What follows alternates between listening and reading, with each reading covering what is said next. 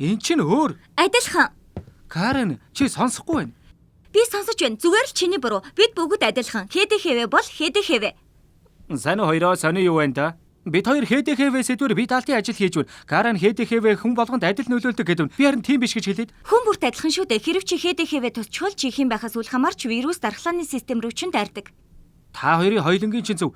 Бие махбодод өөрөөр нөлөөлдөг юм биш. Харин нийгмийн тодорхой бүлгүүдэд хэрхэн нөлөөлөх байдлаараа ялгардаг. Би эрүүл мэндийн ялгууртай байдал гэдэг хичээл сууж байгаа юм. Бид нар өнөөдрхөн энэ сэдвээр ярилцсан.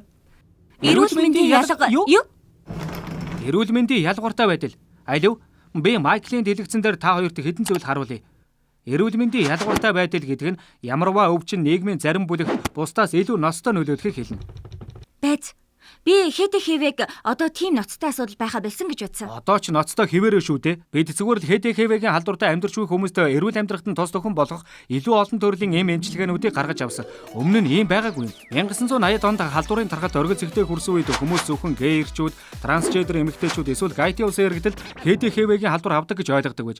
Үүнээс улбалаад эдгэр хүмүүсийн тухайд ихээхэн өрөөсгөл хандлага айдас бий болсон. Засгийн газар том корпорациудад уг асуудлыг хариуцсан ажиллаж байсан хүмүүсийн дотор эдгэр бүлэгт багтах хүн маш цөөхөн байж. Тиймээс тэдний хувьд эмчилгээг нээж олох нь нэн тэргүүний чухал ажил байгаагүй. Энэ шууд утгаараа ХДХВ-гийн халдвартай хүн халдвар авсан тогтоогсноос хойш төдийлөн удалгүй нас барж байсан гэсэн үг. Энэ бол хомофоб, трансфоб, арьс өнгөөр ялгуурлах үзлээс үүдсэн эрүүл мэндийн ялгууртай байдлын нэг жишээ юм.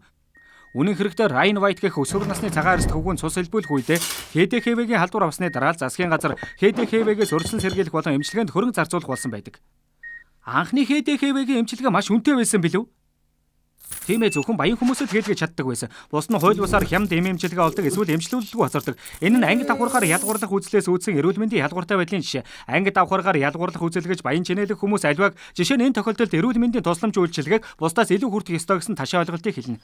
Гэхдээ одоо нөхцөл байдал дээрсэн мэдтэй. ХДХВ-гийн халдвартай амьдарч буй зарим хүмүүсийн хувьд тийм ээ, өнөөдөр маш их зүйлс өөрчлөгдсөн. ХДХВ-гийн эсрэг олон шинэ эмчилгээ гарсан, мөн үүний хувьд ч боломжийн хямд болсон байна. Гэхдээ арьс өнгөөр ялгарлах үзэл хомофоб одоо ч байсаар байгаа тийм ээ? Тийм ээ. Өнгөт арьстай хүмүүс өмнө эрүүл мэндийн тусламж үйлчилгээ үзүүлэгчдийн зүгээс ялгуурлан гадуурхалд мэдэрч байсан. Эсвэл өдөр тутамд мэдэрдэг бол тэдний хувьд эмнэлэгт очих нь аюултай санагддаг байж магадгүй. Гей болон транс хүмүүс ч гэсэн адил уу? Тийм ээ. Бас ХДХВ-гийн эмчилгээ одоо ч өндөр үнэтэй хэвээр ажилгүй эсвэл орон гэргүй бол эмчилгээнд хамрагдах амаргүй болно. ХДХВ бүх хүний дархлааны тогтолцоонд адилхан нөлөөлж болохч ХДХВ болон бусад өвчин, хувь хүн, айл өрх, олон нийтэд орлого, арьс өнгө, цагаачлалын байдал, хүйсийн баримжаа, бэлгийн чиг баримжаа зэргээс нь хамаарч харилцан адилгүй нөлөөлдөг. Тэгэхээр ХДХВ яг ч хүн бүрт адил нөлөөлдөггүй байх нь. Яах, надад ч сурах юм их байна да. Тэр бүхнийг сурахаас өмнө эхлээд маргааш өгөх ёстой ХДХВ-гийн тухай бие даалтаа дуусгал яасыг. Би ч хийх ёстойгоо хийчих шиг боллоо. Би зүгээрээ